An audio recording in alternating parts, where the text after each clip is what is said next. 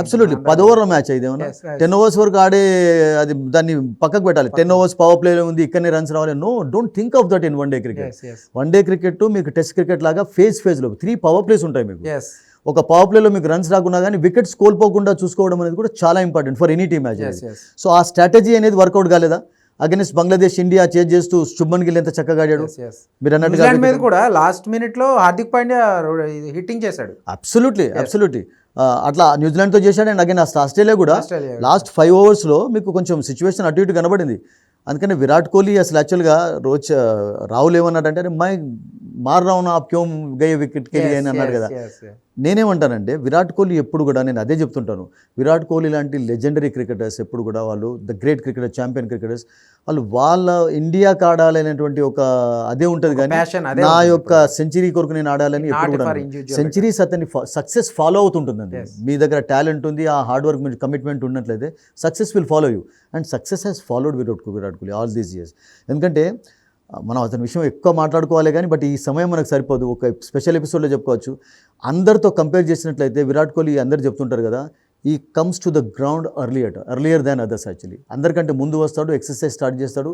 నెట్స్లో అప్పట్లో కొంతమంది 2 గంటలు ఆడేదట ఆ డేస్లో. అప్పుడు చదువుతుంటాను చెప్తుంటారు కదా, రిచర్డ్స్ లాంటి వాళ్ళు ఒక 10 నిమిషాలు ఆడితే గార్డెన్ గిన్నీస్ 2 hours స్పెండ్ చేశారు. రీసెంట్గా కూడా రికార్డ్ ఏంటంటే గంభీర్ వన్డే కెరీర్లో చేసిన మొత్తం స్కోరు అతను సింగిల్స్ రూపంలో తీశాడు. Absolutely that is the unique record. అది అతను బౌండరీ స్కోర్కి చూడడు. అందుకని గవాస్కర్ అంటాడు కదా, విరాట్ కోహ్లీకి వీళ్ళకు ఉన్నటువంటి తేడా ఏంటంటే ఈ doesn't go for boundaries immediately.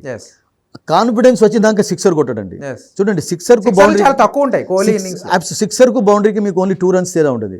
But మీకు బౌండరీస్ ఎక్కువ సాధించి సిక్సర్కి ఏమవుతుందంటే మీకు అవుట్ అయ్యే రిస్క్ కూడా ఉంటుంది, అవుట్ అయ్యే ప్రమాదం కూడా ఎక్కువ ఉంటుంది. ప్రతిసారి కూడా ball out of the ground పోవాలంటే చాలా కష్టం అవుతుంది. సో అందుకని is very calculated, intelligent player actually. అందుకని 50 centuries కంటే ఎక్కువ ఎందుకు కొట్టగలిగాడు వన్ డే క్రికెట్లో అంటే సచిన్ను ఫాలో అవుతూ వచ్చాడు. అతని రోల్ మోడల్ కూడా మామూలు వ్యక్తి కాదు. ఎస్పెషల్లీ ఫ్యాన్స్కి ఒక హ్యాపీయెస్ట్ మూమెంట్ ఏంటంటే అతను లాస్ట్ 1 yearగా అంతగా ఆడలేదు స్థాయికి తిన్నాడు, కానీ ఈ టోర్నమెంట్లో క్రూషియల్ మ్యాచ్లో ఫామ్లోకి వచ్చాడు.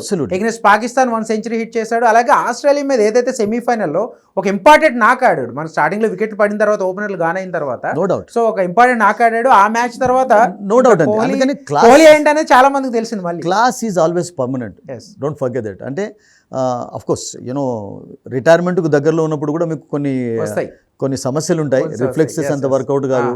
అంటే మీకు బాల్ను 18 years 16 years ఓల్డ్ బాయ్ చూసినట్టుగా మీరు చూడలేరు. కొంచెం స్ట్రగుల్ కావాల్సి వస్తుంది. ఆ స్ట్రగుల్ అనేది బిట్ ఆఫ్ కనబడింది.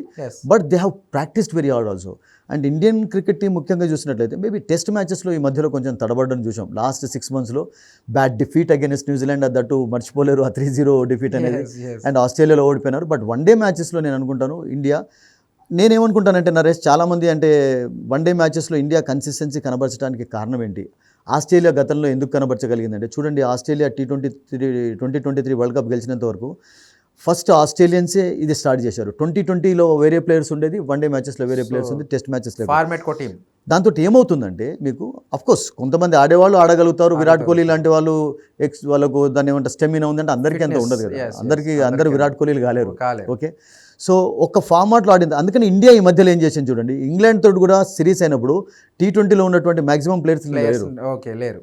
అంటే మనకి ఫార్మేట్ తగ్గట్టు మనకు కూడా అది చాలా ఇంపార్టెంట్ పాయింట్ అండి. దాంతో ఏమవుతుందంటే మీరు ఫ్రెష్గా ఉంటారు. ఫ్రెష్నెస్ అనేది చాలా ఇంపార్టెంట్. మీరు ఇయర్ లాంగ్ క్రికెట్ ఆడుతూ ఉంటే కూడా యూనో కొన్ని స్లిప్స్ ఉంటాయి మీకు definitely. Apart from Kohli, Indian batting order గురించి ఈ టోర్నమెంట్లో ఎస్పెషల్లీ మీరేం చెప్తారు? నేనేమంటానంటే ఒక రోహిత్ శర్మ నుంచి నరేష్ ఒక బిగ్ ఇన్నింగ్స్ డ్యూగా ఉంది. But is a big match player అండి. Don't forget that. బిగ్ అకేషన్స్లో అతన్ని మించినటువంటి ప్లేయర్ ఎవరు లేరు. అండ్ ఆస్ట్రేలియాతో జరిగినటువంటి వరల్డ్ కప్ ఫైనల్లో కూడా అతడు ఆ 41 runs త్వరగా చేయడంతో కొంచెం ఇండియా చేయగలిగింది. కానీ అదర్వైజ్ యూనో ఒక స్టార్ట్ అయితే ఇచ్చారు. అండ్ ఈ టోర్నమెంట్లో కూడా Rohit is doing that actually. మీరు చూడండి క్విక్గా కొన్ని రన్స్ స్కోర్ చేస్తున్నారు. ఒకటి ఏంటంటే సునీల్ గవాస్కర్ చెప్పినట్టుగా 10 ఓవర్ల కొరకు రోహిత్ శర్మ ఆడదు. ఇది 10 over క్రికెట్ కాదు. కొంచెం అతడు ఒక బిగ్ ఎందుకంటే that captain always should lead by example. Okay, and as led by example in captaincy. దాంట్లో బ్యాటింగ్లో మీరు అన్నట్టుగా కొంచెం కాదు ఒక బిగ్ ఇన్నింగ్స్ అతని నుంచి డ్యూ ఉంది. So let us expect that he will come up with the big innings.